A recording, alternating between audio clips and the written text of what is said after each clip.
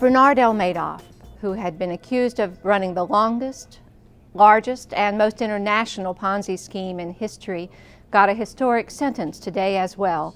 Federal Judge Denny Chin sentenced him to the maximum 150 years. That's the calculation that federal sentencing guidelines produced.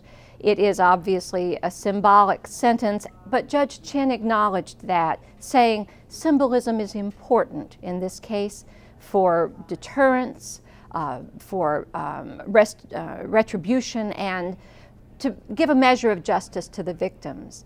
The victims were in the courtroom. It was an extremely moving period when Judge Chin listened to couple after couple stand and in sometimes shaky and sometimes tear-stopped voices amid sobs and anger as they described the impact that Madoff's crimes have had on them and their families and their grandchildren and their friends.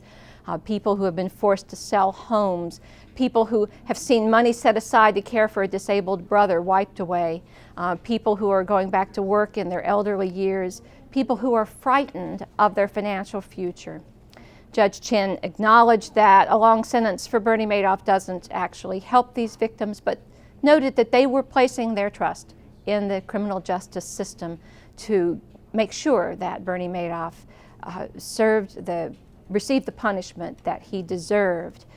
Another rally of victims occurred after the sentencing in Foley Square outside the courthouse here in New York City.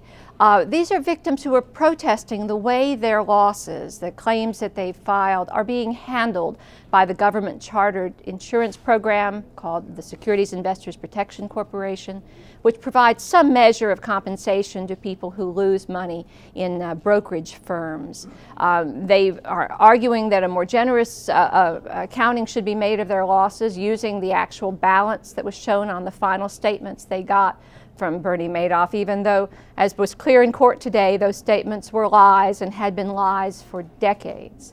What happens now? Well, on Friday night, Bernard Madoff relinquished title to any assets that he may have, and his wife Ruth Madoff, who said in a statement today that she was devastated by the actions of her husband and the impact that they've had on family, friends, and victims around the world. She has relinquished all but $2.5 million in assets towards restitution to the victims. The lawsuits among the victims and between the victims and SIPC are going to go on for some time, and the government emphasized that its criminal investigation is continuing into who else may have had guilty knowledge of this fraud during the many years that it continued. Bernard L. Madoff left the courtroom and returned to the Metropolitan Corrections Center, where he will await assignment to the federal prison where he will spend the rest of his life.